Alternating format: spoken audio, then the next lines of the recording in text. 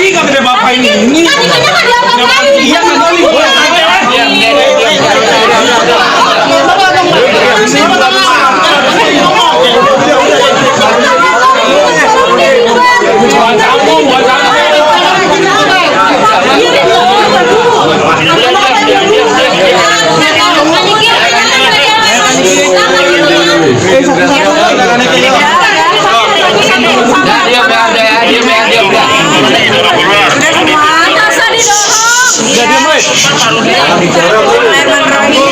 Alhamdulillah saksi hari ini semuanya baik ya, meringankan semua sesuai dengan faktanya.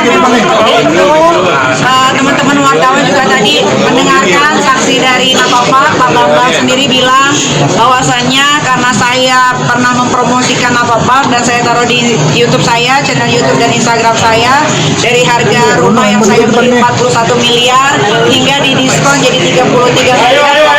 Harga endorse saya itu hampir 10 miliar gitu kan. Nah ini yang dipermasalahkan adalah uang 4 miliar. Jadi kalau Reza gadis miskin gak punya uang, nanti 4 miliar saya tambahin 1 miliar ya.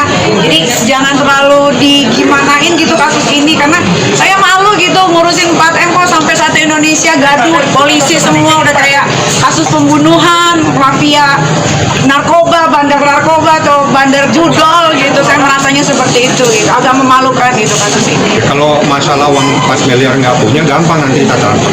Ya. Itu bayangin, hanya ngomong sebentar aja dia dibayar 10 miliar. Yang lain itu masih banyak bandel nama saya, ada 2 miliar, 4 miliar.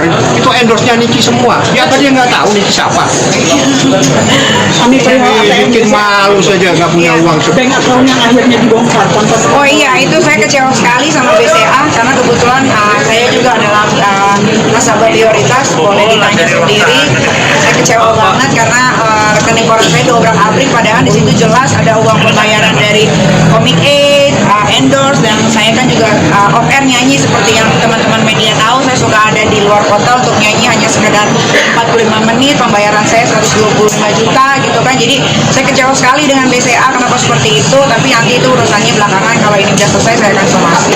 Perihal yang 350 juta Itu kan sodako. Jadi 350 juta itu sesuai sama WhatsApp yang dikirim sama salah soke ular ini.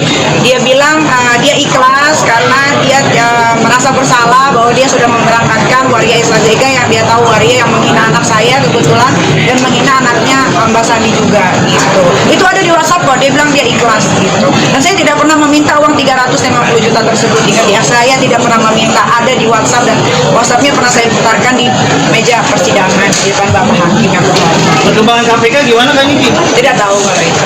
Ayo.